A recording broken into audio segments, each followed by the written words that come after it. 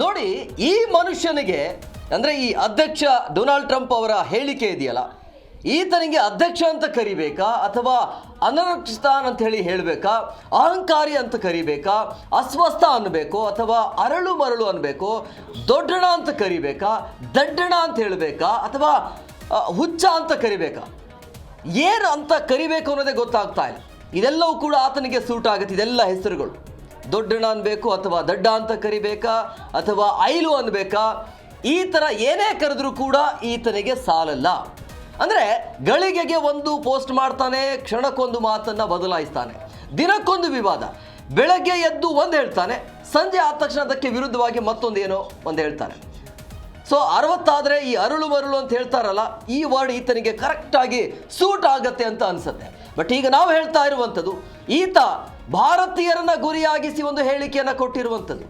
So ಹಂಗಾಗಿ ಸಹಜವಾಗಿ ಈಗ ಭಾರತೀಯರು ಆಕ್ರೋಶವನ್ನು ವ್ಯಕ್ತಪಡಿಸ್ತಾ ಇರುವಂಥದ್ದು, ಭಾರತೀಯರ ಕೆಂಗಣ್ಣಿಗೆ ಗುರಿಯಾಗಿದ್ದಾನೆ, ಭಾರತದ ಬಗ್ಗೆ ನಾಲಿಗೆಯನ್ನು ಹರಿಬಿಟ್ಟಿರುವಂಥದ್ದು. ಅಂದರೆ ಭಾರತವನ್ನು ಈತ ನರಕಕ್ಕೆ ಹೋಲಿಕೆಯನ್ನು ಮಾಡಿದ್ದಾನೆ. ಯಾಕೆ ಅನ್ನೋದ್ರ ಬಗ್ಗೆ ಡೀಟೇಲ್ ಆಗಿ ನೋಡ್ತಾ ಹೋಗೋಣ. ಯಾಕೆ ಈ ಹೇಳಿಕೆ ಹಿಂದೆ ಇರುವಂಥ ಉದ್ದೇಶ ಏನು ಅಂತೇಳಿ. ಹಾಗಾದರೆ ಮೊದಲಿಗೆ ಟ್ರಂಪ್ ಅವರ ಹೇಳಿಕೆ ಏನು ಅನ್ನೋದನ್ನು ಕೂಡ ಕ್ವಿಕ್ ಆಗಿ ನೋಡ್ತಾ ಹೋಗೋಣ. ಭಾರತ ಮತ್ತು ಚೀನಾ ದೇಶವನ್ನು ಗುರಿಯಾಗಿಸಿ ಈತ ಸ್ಟೇಟ್ಮೆಂಟನ್ನು ಕೊಟ್ಟಿದ್ದಾನೆ. ಅಂದರೆ ಭಾರತ ಮತ್ತು ಚೀನಾ ಜನಾಂಗೀಯನ್ನ ನಿಂದನೆ ಮಾಡುವಂಥ ಕೆಲಸವನ್ನು ಈತ ಮಾಡಿದ್ದ. ಆ ರೀತಿಯ ಒಂದು ಪೋಸ್ಟನ್ನು ಕೂಡ ಈತ ಹಂಚಿಕೊಂಡಿದ್ದಾನೆ. ದುರಂಕಾರಿ ಅನ್ನುವಂಥ ಸ್ಟೇಟ್ಮೆಂಟ್. ಅಂದರೆ ಈ ದುರಂಕಾರಿಯ ವಿಚಾರ ಇದೆಯಲ್ಲ, ಭಾರತ ಚೀನಾದಂಥ ನರಕದ ಕೂಪ ದೇಶಗಳಿಂದ ಜನರು ಗರ್ಭಿಣಿಯನ್ನು ಕರೆತಂದು ಇಲ್ಲಿಗೆ ಮಗುವಿಗೆ ಜನ್ಮ ನೀಡ್ತಾರೆ ಅಂತ ಹೇಳಿ. ಅಂದರೆ ಎಲ್ಲೆಲ್ಲಿ ಗರ್ಭಿಣಿಯರು ಇರ್ತಾರೆ ಅಲ್ಲಿಂದ ನೇರವಾಗಿ ನಮ್ಮ ದೇಶಕ್ಕೆ ಬಂದುಬಿಡ್ತಾರೆ, ಅಮೆರಿಕಕ್ಕೆ ಬಂದುಬಿಡ್ತಾರೆ, ಇಲ್ಲಿ ಜನ್ಮವನ್ನು ಪಡಿತಾರೆ. ಆ ಮಗು ಏನಾಗುತ್ತೆ, ತಕ್ಷಣವೇ ಅಮೆರಿಕ ಪ್ರಜೆ ಆಗಿಬಿಡುತ್ತೆ. ನಂತರ ಅವರು ತಮ್ಮ ಇಡೀ ಕುಟುಂಬವನ್ನು ಇಲ್ಲಿಗೆ ಕರೆದು ತರ್ತಾರೆ ಅನ್ನುವಂಥ ಹೇಳಿಕೆ. ಅಂದರೆ ಈತನ ಹೇಳಿಕೆ ಹೇಗಿದೆ ಅಂದರೆ, ಭಾರತವನ್ನು ನರಕಕ್ಕೆ ಹೋಲಿಕೆ ಮಾಡಿರೋದು, ನರಕದ ಕೂಪ ಅಂತ ಕರೆದಿರೋದು. ಅಮೆರಿಕ ಅಧ್ಯಕ್ಷ ಡೊನಾಲ್ಡ್ ಟ್ರಂಪ್ ಭಾರತ ಮತ್ತು ಚೀನಾ ಸೇರಿದಂತೆ ಹಲವು ರಾಷ್ಟ್ರಗಳ ವಿರುದ್ಧ ಅತ್ಯಂತ ಆಕ್ಷೇಪಾರ್ಹ ಹಾಗೂ ಜನಾಂಗೀಯ ನಿಂದನೆಯುಳ್ಳ ಪೋಸ್ಟ್ ಒಂದನ್ನು ಹಂಚಿಕೊಳ್ಳುವ ಮೂಲಕ ಈ ರೀತಿಯಾಗಿ ಹೇಳಿಕೆಯನ್ನು ಕೊಟ್ಟಿದ್ದರು. ಅಂದರೆ ನರಕದ ಕೂಪ ಅಂತೇಳಿ, ಅಂದರೆ ಗರ್ಭಿಣಿ ಇರ್ತಾರಲ್ಲ ಅಲ್ಲಿಂದ ನೇರವಾಗಿ ನಮ್ಮ ದೇಶಕ್ಕೆ ಬಂದುಬಿಡ್ತಾರೆ, ಇಲ್ಲಿ ಜನ್ಮವನ್ನು ಕೊಟ್ಬಿಡ್ತಾರೆ, ಯಾಕಂದರೆ ಅಲ್ಲಿ ಪೌರತ್ವವನ್ನು ಪಡಿತಾರೆ. ಸೊ ಅದು ನಮಗೆ ಸಮಸ್ಯೆ ಆಗ್ತಾ ಇದೆ ಅನ್ನೋ ರೀತಿಯಲ್ಲಿ ಭಾರತೀಯರನ್ನು ಗುರಿಯಾಗಿಸಿ, ಭಾರತ ಅಷ್ಟೇ ಅಲ್ಲ ಚೀನಾವನ್ನು ಕೂಡ ಗುರಿಯಾಗಿಸಿ ಈತ ಈ ರೀತಿಯಾಗಿ ತೀವ್ರವಾಗಿ ಟೀಕಿಸಿರುವಂಥದ್ದು ನಿಜವಾಗ್ಲೂ ಕೂಡ ಬೇಸರ ಆಗುತ್ತೆ. ಇಂಥ ಬಾಯಿಂದ, ದೊಡ್ಡಣ್ಣನ ಬಾಯಿಂದ ಈ ರೀತಿಯ ಹೇಳಿಕೆಗಳು ಬರುತ್ತಾ ಅನ್ನೋದು. ಅದಾದ ನಂತರ ಪ್ರಮುಖವಾಗಿ ಇದರ ಮೂಲ ಏನು ಅನ್ನೋದನ್ನು ಹುಡುಕಬೇಕಾಗತ್ತೆ. ಈ ಹೇಳಿಕೆಯ ಮೂಲ ಏನು ಅನ್ನೋದು ಅಂದರೆ ಈ ಹೇಳಿಕೆ ಈತ ಹೇಳಿದ್ದಲ್ಲ, ಇನ್ನೊಬ್ಬ ವ್ಯಕ್ತಿ ಈತನ ಅಂದರೆ ಯಾವುದೋ ಒಂದು ಪಾಡ್ಕಾಸ್ಟಲ್ಲಿ ಕೂತ್ಕೊಂಡು ಹೇಳಿರ್ತಾನೆ, ಅದನ್ನು ಈತ ಪೋಸ್ಟ್ ಮಾಡಿರ್ತಾನೆ. ಸೊ ಹಂಗಾಗಿ ಅಂದರೆ ಪೋಸ್ಟ್ ಮಾಡಿದ್ದು ಈತ ಹೇಳ್ದಂಗೆ ಅದರ್ಥ, ಇನ್ನೊಬ್ಬ ಹೇಳಿದಾನೆ ಈತ ಪೋಸ್ಟ್ ಮಾಡ್ತಾನೆ ಅಂತ ಹೇಳಿದ್ರೆ ಈತನ ಮನಸ್ಸಲ್ಲಿ ಏನಿದೆ ಅನ್ನೋದು ಸಹಜವಾಗಿ ಸ್ಪಷ್ಟವಾಗಿ ಗೊತ್ತಾಗುತ್ತೆ. ಸೊ ಹಂಗಾಗಿ ಪ್ರಮುಖವಾಗಿ ಈ ಮೈಕೆಲ್ ಸ್ಯಾವೇಜ್ ಅನ್ನುವಂಥ ವ್ಯಕ್ತಿ ಯಾವುದೋ ಒಂದು ಪಾಡ್ಕಾಸ್ಟಲ್ಲಿ ಹೇಳಿರ್ತಾನೆ. ಈ ಮೈಕೆಲ್ ಸ್ಯಾವೇಜ್ ಯಾರು ಅಂತ ಹೇಳಿದ್ರೆ ಈತ ಒಬ್ಬ ರಾಜಕೀಯ ವಿಶ್ಲೇಷಕ. ಈತನ ಪಾಡ್ಕಾಸ್ಟನ್ನು ತಗೊಬಂದು ಈತ ಈ ರೀತಿಯಾಗಿ ಒಂದು ಪೋಸ್ಟನ್ನು ಮಾಡಿರುವಂಥದ್ದು. ಭಾರತೀಯ ವಲಸಿಗರನ್ನ ಲ್ಯಾಪ್ಟಾಪ್ ಹಿಡಿದಿರುವಂಥ ದರೋಡೆಕೋರರು ಅಂತೇಳಿ ಈ ಸ್ಯಾವೇಜ್ ಈ ರೀತಿಯಾಗಿ ನಿಂದನೆಯನ್ನು ಮಾಡಿದ್ದಾರೆ. ನಮ್ಮ ಧ್ವಜವನ್ನು ತುಳಿದಿದ್ದಾರೆ ಮತ್ತು ನಮ್ಮನ್ನು 2ನೇ ದರ್ಜೆಯ ನಾಗರಿಕರಂತೆ ನಡೆಸಿಕೊಳ್ತಿದ್ದಾರೆ. ಕ್ಯಾಲಿಫೋರ್ನಿಯಾದ ಹೈಟೆಕ್ ಕಂಪನಿಗಳಲ್ಲಿ ಬಿಳಿಯರಿಗೆ ಕೆಲಸ ಸಿಗದಂತೆ ಭಾರತೀಯರೇ ಆಕ್ರಮಿಸಿಕೊಂಡಿದ್ದಾರೆ ಅಂಥೇಳಿ ಇವರು ಈ ರೀತಿಯಾಗಿ ಯಾವುದೋ ಒಂದು ಕಾರ್ಯಕ್ರಮದಲ್ಲಿ ಇಂಟರ್ವ್ಯೂಯಲ್ಲಿ ಈ ರೀತಿಯಾಗಿ ಹೇಳಿಕೆಯನ್ನು ಕೊಡ್ತಾರೆ. ಈ ಹೇಳಿಕೆಯನ್ನು ತಗೊಬಂದ್ಬಿಟ್ಟು ಈತ ಡೊನಾಲ್ಡ್ ಟ್ರಂಪ್ ಏನು ಮಾಡ್ತಾನೆ, ಪೋಸ್ಟ್ ಮಾಡ್ತಾನೆ. ಅಂದರೆ ಈತ ಭಾರತೀಯರ ವಲಸಿಗರ ಸಂಖ್ಯೆ ಜಾಸ್ತಿ ಆಗ್ತಾ ಇದೆ, ಅದರಿಂದ ನಮಗೆ ಎಫೆಕ್ಟ್ ಆಗ್ತಾ ಇದೆ ಅಂತ ರಾಜಕೀಯ ವಿಶ್ಲೇಷಕರಾಗಿರುವಂತಹ ಮೈಕೆಲ್ ಸ್ಯಾವೇಜ್ ಅವರ ಹೇಳಿಕೆ ಇದು.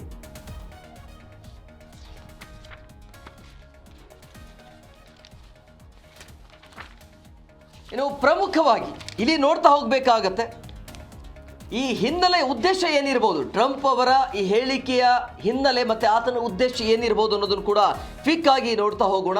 ಈ ವಿವಾದದ ಹಿನ್ನೆಲೆಯ ಉದ್ದೇಶ ಏನಿರಬಹುದು ಅನ್ನೋದು, ಅಂದರೆ ಎಲ್ಲಿಂದ ಬಂತು, ಯಾಕೆ ಈ ರೀತಿ ಚರ್ಚೆ ಆಗ್ತಿದೆ ಅಂತ ಹೇಳಿದ್ರೆ, ಈ ಒಬ್ಬ ರಾಜಕೀಯ ಚಿಂತಕ ಹೇಳಿಕೆಯ ಒಂದದು ಮೈಕೆಲ್ ಸ್ಯಾವೇಜ್ ಪೋಸ್ಟ್ ಏನಿದೆಯಲ್ಲ, ಟ್ರಂಪ್ ಏನು ಮಾಡ್ತಾನೆ, ತಮ್ಮ ಟ್ರೂತ್ ಸೋಷಿಯಲ್ ವೇದಿಕೆಯಲ್ಲಿ ಇದನ್ನು ಮೈಕೆಲ್ ಸ್ಯಾವೇಜ್ ಪಾಡ್ಕಾಸ್ಟನ್ನು ಹಂಚಿಕೆ ಮಾಡಿರ್ತಾರೆ.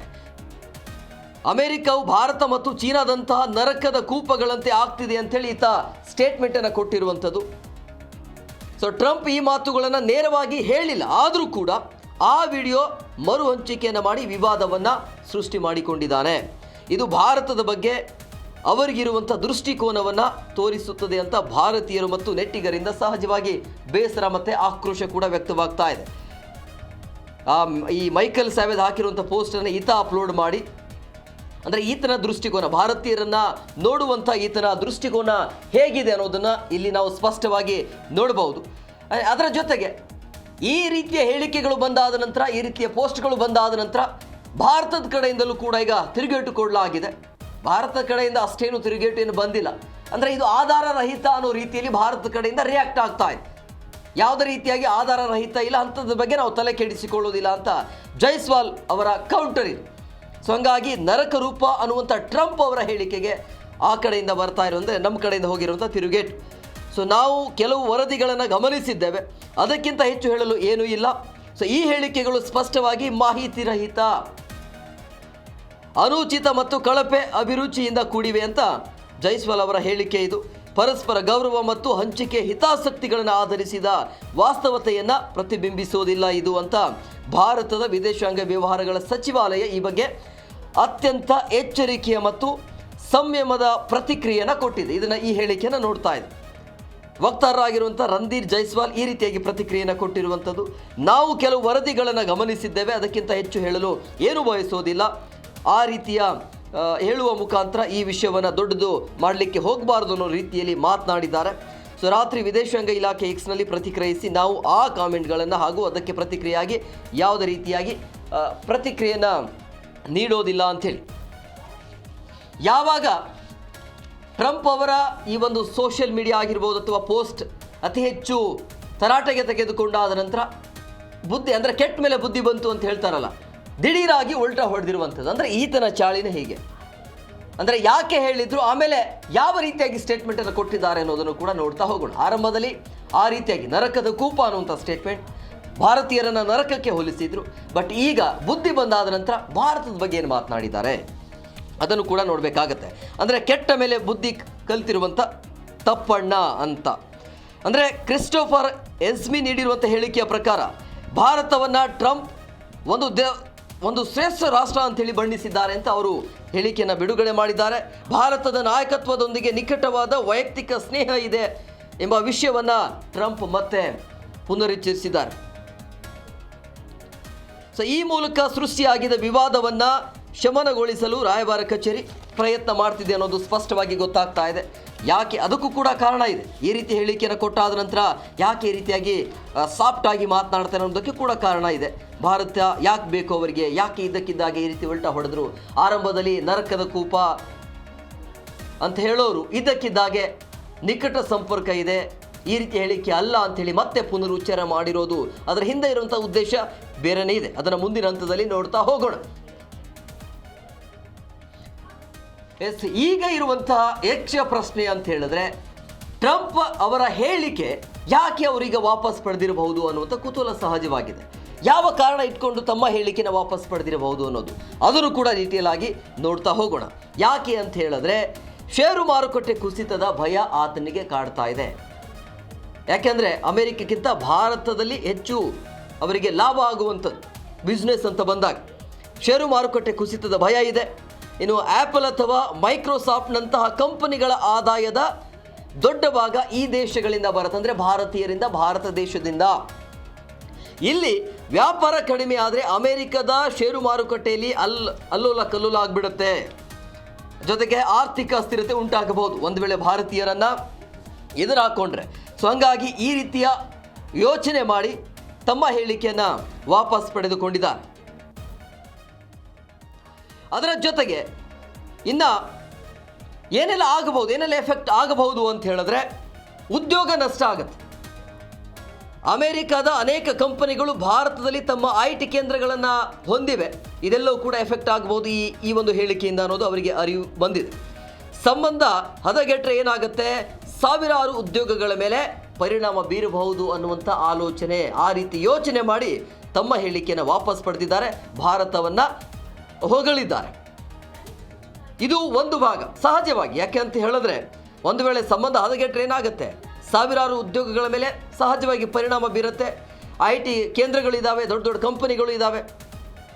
ಸೊ ಈ ರೀತಿಯಾಗಿ ಸಮಸ್ಯೆ ಆಗಬಹುದು ಅಂಥೇಳಿ ಈ ರೀತಿಯಾಗಿ ತಿರುಗಿ ಬಿದ್ದಿದ್ದಾರೆ. ಅದರ ಜೊತೆಗೆ ಭಾರತ ಮತ್ತು ಚೀನಾ ಒಂದು ವೇಳೆ ತಿರುಗಿ ಬಿದ್ದರೆ ಅಮೆರಿಕಕ್ಕೆ ಏನೆಲ್ಲ ಎಫೆಕ್ಟ್ ಆಗುತ್ತೆ ಅದನ್ನು ಕೂಡ ನೋಡ್ತಾ ಹೋಗೋಣ. ಅಂದರೆ ಪರ್ಯಾಯ ಬ್ರ್ಯಾಂಡ್ಗಳ ಬೆಳವಣಿಗೆ ಕುಸಿತ ಆಗುತ್ತೆ ಅನ್ನೋದು. ಅಂದರೆ ಪರ್ಯಾಯ ಬ್ರ್ಯಾಂಡ್ಗಳ ಬೆಳವಣಿಗೆ ಕುಸಿತ ಆಗುತ್ತೆ ಅಂದರೆ ಇಲ್ಲಿ ಅಂದರೆ ಲೋಕಲ್ ಆಗಿ ಅವರು ಮಾಡ್ತಾರೆ, ಬಟ್ ಇವರ ಬ್ರ್ಯಾಂಡ್ ಅದು ಕುಸಿತ ಆಗುತ್ತೆ ಅನ್ನೋದು. ಅಮೆರಿಕದ ಕಂಪನಿಗಳನ್ನ ಕೈ ಬಿಟ್ಟರೆ ಜನರು ಏನಾಗುತ್ತಾರೆ, ಸ್ಥಳೀಯ ಬ್ರ್ಯಾಂಡ್ಗಳತ್ತ ಹೆಚ್ಚು ಗಮನ ಕೊಡ್ತಾರೆ. ಸೊ ಹಂಗಾಗಿ ಇಲ್ಲಿ ಪರ್ಯಾಯ ಬ್ರ್ಯಾಂಡ್ಗಳ ಬೆಳವಣಿಗೆ ಜಾಸ್ತಿ ಆಗಬಹುದು. ಅಂದರೆ ಅವರ ಬ್ರ್ಯಾಂಡ್ಗಳನ್ನು ಬಿಟ್ಟು ಆಪ್ತರು ಭಾರತ ಚೀನಾ ಅಂತ ಬಂದಾಗ ಬೇರೆ ಬೇರೆ ದೇಶಗಳ ಜೊತೆಗೆ ಒಮ್ಮೆ ಮಾರುಕಟ್ಟೆ ಕಳೆದುಕೊಂಡ್ರೆ ಅದನ್ನು ಮರಳಿ ಪಡೆಯೋದು ಅಮೆರಿಕಕ್ಕೆ ಕಷ್ಟ ಆಗಬಹುದು ಅನ್ನೋದು. ಸೊ ಹಂಗಾಗಿ ಪರ್ಯಾಯ ಬ್ರ್ಯಾಂಡ್ಗಳ ಬೆಳವಣಿಗೆ ಆಗುತ್ತೆ ಅಂದರೆ ಅಮೆರಿಕ ಬಿಟ್ಟು ಬೇರೆ ಬೇರೆ ದೇಶಗಳ ಮುಖಾಂತರ ಹೋಗಬಹುದು ಅನ್ನುವಂಥ ಒಂದು ಲೆಕ್ಕಾಚಾರ ಇರುತ್ತೆ. ಇನ್ನು ಇದಾದ ನಂತರ ಭಾರತ ಮತ್ತು ಚೀನಾ ತಿರುಗಿ ಬಿದ್ದರೆ ಏನಾಗಬಹುದು ಅನ್ನೋದು ಕೂಡ ನೋಡಿದ್ದೀವಿ. ಇನ್ನೊಂದು ಹಂತವನ್ನು ನೋಡಿದಾಗ ಇಲ್ಲಿ ಪೂರೈಕೆ ಕಡಿಮೆ ಆಗುತ್ತೆ. ಅಂದರೆ ಐಫೋನ್ ಸೇರಿದಂತೆ ಹೆಚ್ಚಿನ ಅಮೆರಿಕನ್ ಉತ್ಪನ್ನಗಳು ಚೀನಾದಲ್ಲಿ ತಯಾರಿಕೆಯಾಗಿ ಭಾರತ ಜೊತೆಗೆ ಒಳ್ಳೆಯ ಸಂಬಂಧವನ್ನು ಇಟ್ಕೊಳ್ಬಹುದು ಅನ್ನೋದು ಇದು ಒಂದು ಕೂಡ ಆತಂಕ. ಉತ್ಪಾದನಾ ಕೇಂದ್ರಗಳು ಸ್ಥಗಿತಗೊಂಡ್ರೆ ಜಗತ್ತಿನಾದ್ಯಂತ ಅಮೆರಿಕನ್ ಉತ್ಪನ್ನಗಳ ಕೊರತೆ ಉಂಟಾಗತ್ತೆ. ಅಂದರೆ ಈ ರೀತಿಯಾಗಿ ಉತ್ಪನ್ನ ಕೇಂದ್ರಗಳು ಸ್ಥಗಿತಗೊಂಡ್ರೆ ಈ ರೀತಿಯಾಗಿ ಸಮಸ್ಯೆ ಆಗುತ್ತೆ. ಇದು ಒಂದು ಭಾಗ. ಅಂದರೆ ಮೊದಲ ಸುದ್ದಿಯಲ್ಲಿ ಆರಂಭದಲ್ಲಿ ಭಾರತವನ್ನು ಮತ್ತು ಚೀನಾವನ್ನು ಗುರಿಯಾಗಿಸಿ ನರಕದ ಕೂಪ ಅಂತ ಹೇಳ್ತಿರುವಂಥ ಟ್ರಂಪ್ ಏನೆಲ್ಲ ಎಫೆಕ್ಟ್ ಆಗುತ್ತೆ ಅನ್ನೋದ್ರ ಬಗ್ಗೆ ತಿರುಗಿ ಬಿದ್ದು ಎಲ್ಲವನ್ನ ಏನು ಸಮಸ್ಯೆ ಇಲ್ಲ ಅನ್ನೋ ರೀತಿಯಲ್ಲಿ ಮಾತನಾಡಿದ್ದಾರೆ.